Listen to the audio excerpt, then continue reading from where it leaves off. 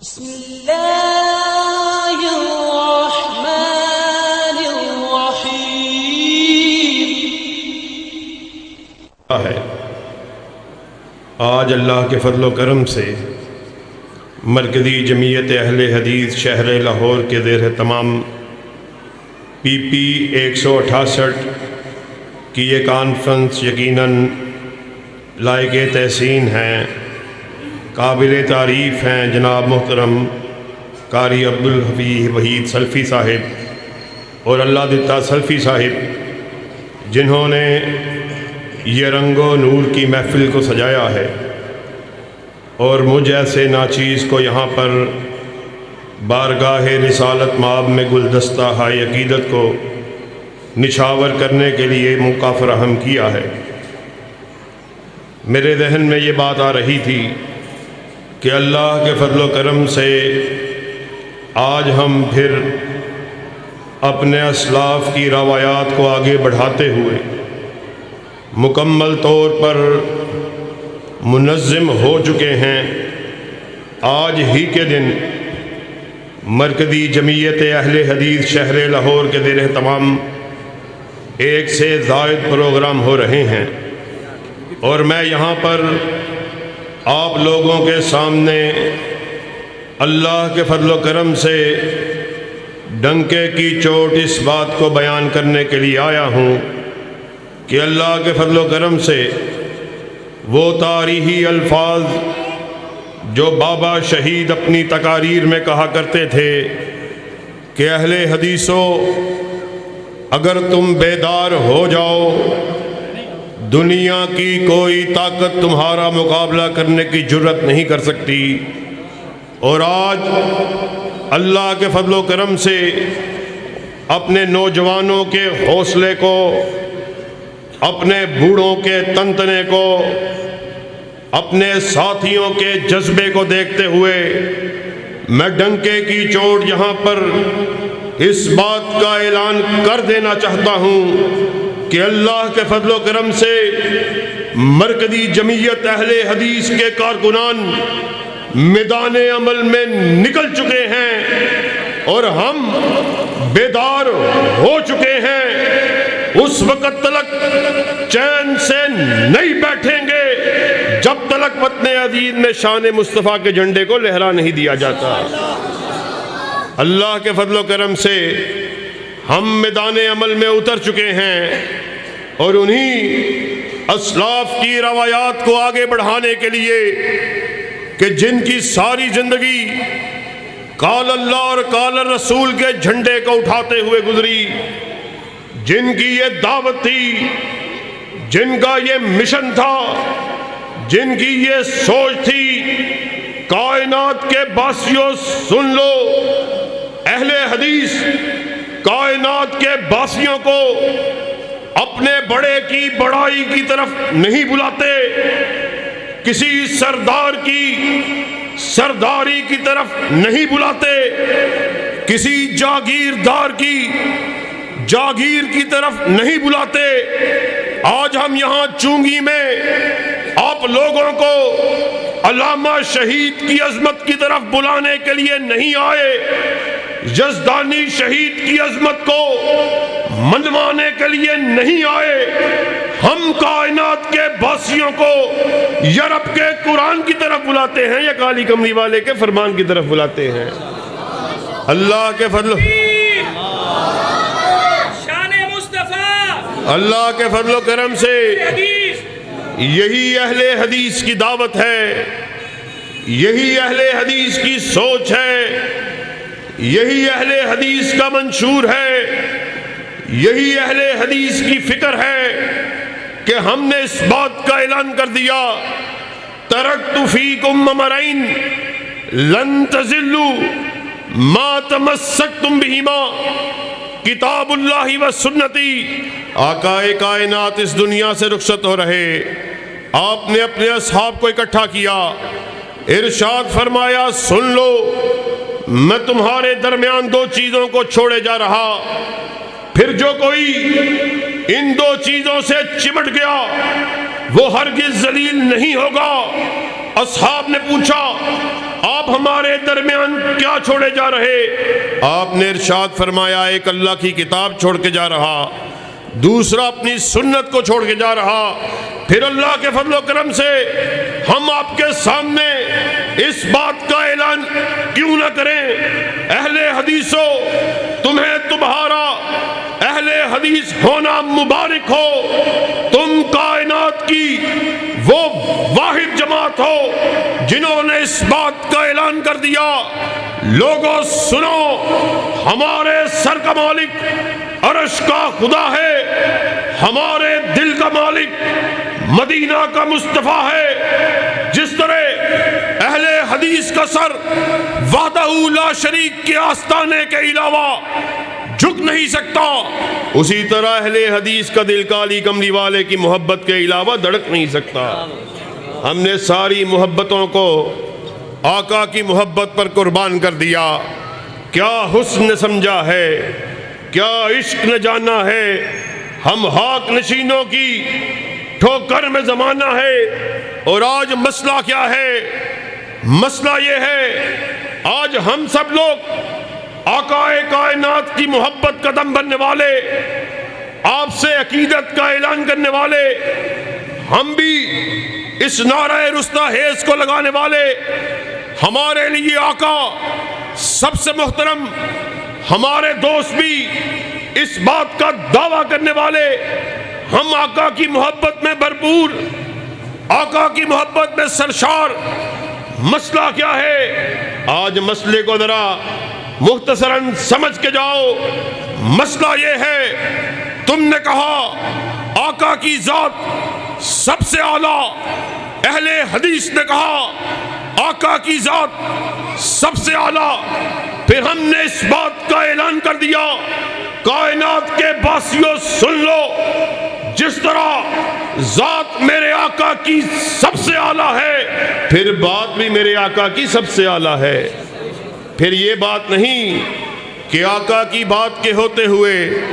میں اپنے شیخ صاحب کی بات کو کیا کہوں،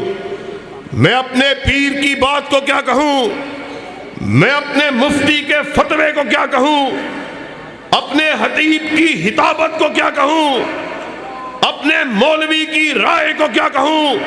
سنو، پھر تمہیں اس بات کا اعلان کرنا ہوگا کائنات میں مفتی بھی غلطی کھائے، خطیب بھی غلطی کھائے، مولوی بھی غلطی کھائے، پیر بھی غلطی کھائے، فقیر بھی غلطی کھائے،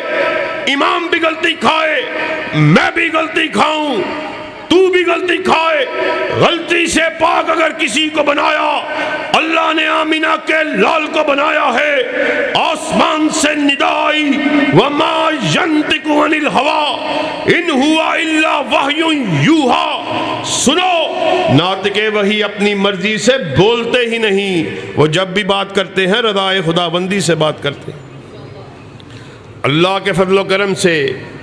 یہی دعوت اہل حدیث ہے، یہی اہل حدیث کا منہج ہے، یہی اہل حدیث کا دستور ہے،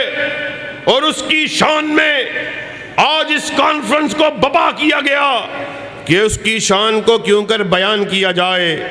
جس کے بارے میں غالب جیسے قادر الکلام شاعر نے کیا خوب کہا تھا، غالب ثنائے حاجو یزداں گداشتیم، کہ غالب میں اس کی منقبت کو کیسے بیان کروں،